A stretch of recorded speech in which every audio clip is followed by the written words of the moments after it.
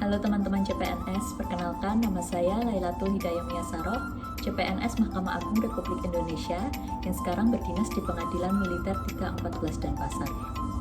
Teman-teman CPNS, kita adalah bagian dari aparatur sipil negara, sehingga kita harus tahu manajemen ASN. Nah, teman-teman, apa itu ASN?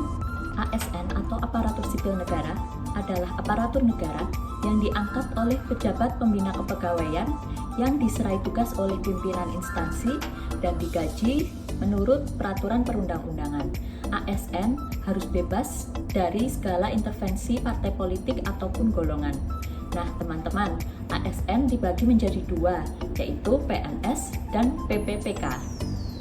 Dalam penyelenggaraan kebijakan dan manajemen ASN, pegawai ASN memiliki hak dan kewajiban.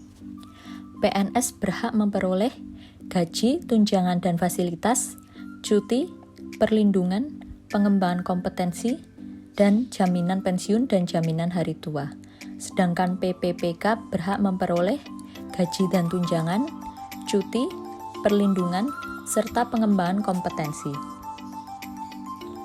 Di dalam UU ASN disebutkan kewajiban pegawai ASN antara lain 1. Setia dan taat pada Pancasila, Undang-Undang Dasar Negara Republik Indonesia tahun 1945, Negara Kesatuan Republik Indonesia, dan pemerintah. 2. Menjaga persatuan dan kesatuan bangsa. 3. Melaksanakan kebijakan yang dirumuskan pejabat pemerintah yang berwenang. 4. Menaati ketentuan peraturan perundang-undangan. 5. Melaksanakan tugas kedinasan dengan penuh pengabdian, kejujuran, kesadaran, dan tanggung jawab. 6. Menunjukkan integritas dan keteladanan dalam sikap, perilaku, ucapan, dan tindakan kepada setiap orang. 7. Menyimpan rahasia jabatan. 8. Bersedia ditempatkan di seluruh wilayah Negara Kesatuan Republik Indonesia. Dalam UU ASN disebutkan bahwa profesi ASN berlandaskan pada kode etik dan kode perilaku bertujuan menjaga martabat dan kehormatan ASN. Kode etik merupakan tata cara atau aturan yang menjadi standar kegiatan anggota suatu profesi. Kode etik menggambarkan nilai-nilai profesional yang diterjemahkan ke dalam standar perilaku anggota. Fungsi kode etik dan kode perilaku ASN yaitu 1. Sebagai pedoman ASN dalam menjalankan tugas dan kewenangan. 2. Sebagai standar penilaian sifat, perilaku, dan tindakan birokrasi ASN. 3. Sebagai panduan norma bagi ASN dalam menjalankan tugas pelayanan masyarakat. Konsep sistem merit menjadi bagian yang tak terpisahkan dalam pengelolaan ASN. Sistem merit merupakan konsepsi dalam manajemen SDM yang menggambarkan diterapkannya objektivitas dalam keseluruhan proses pengelolaan ASN, yaitu pada pertimbangan kemampuan dan prestasi individu untuk melaksanakan pekerjaan. Beberapa komponen pelaksanaan sistem merit dalam pengelolaan ASN dalam penyusunan dan penetapan. Yang pertama, perencanaan yang mengisyaratkan 1. Harus mendukung sepenuhnya tujuan dan sasaran organisasi.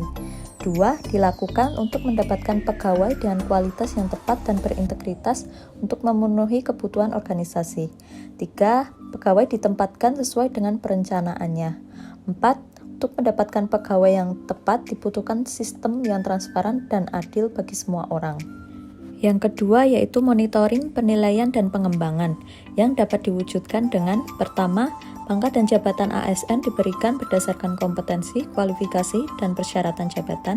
Yang kedua, pengembangan karir dilakukan berdasarkan kualifikasi, kompetensi, penilaian kinerja. Yang ketiga, mutasi pegawai dilakukan dengan mempertimbangkan kualifikasi, kompetensi, dan kebutuhan instansi. Yang keempat, penilaian kinerja dilakukan dengan dasar kinerja sesungguhnya.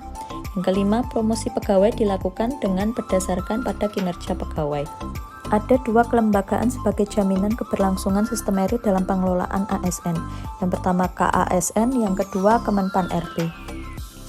Ruang lingkup manajemen PNS meliputi penetapan pegawai, pengadaan, pangkat dan jabatan, pengembangan karir, pola karir, promosi, mutasi, penilaian kerja, penggajian dan tunjangan, penghargaan, disiplin, pemberhentian, jaminan pensiun dan jaminan hari tua, serta perlindungan. Sedangkan manajemen PPPK meliputi penetapan pegawai, pengadaan, penilaian kinerja, penggajian dan tunjangan, pengembangan kompetensi, pemberian penghargaan, disiplin, pemutusan hubungan perjanjian kerja, perlindungan. Jabatan pimpinan tinggi merupakan sekelompok jabatan tinggi pada instansi pemerintah yang memiliki fungsi memimpin dan memotivasi pegawai ASN pada instansi pemerintah. Terdapat 3 jenis JPT, yaitu JPT Utama, JPT Madya, dan JPT Pratama.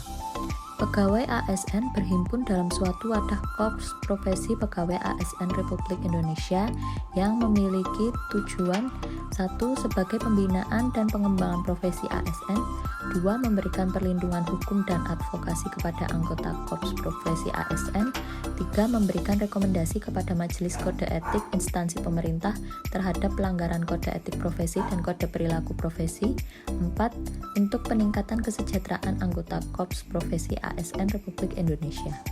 Untuk menjamin efisiensi, efektivitas, dan akurasi pengambilan keputusan dalam manajemen ASN, diperlukan sistem informasi ASN. Sistem informasi ASN diselenggarakan secara nasional dan terintegrasi antar instansi pemerintah. Demikian penjelasan saya tentang manajemen ASN.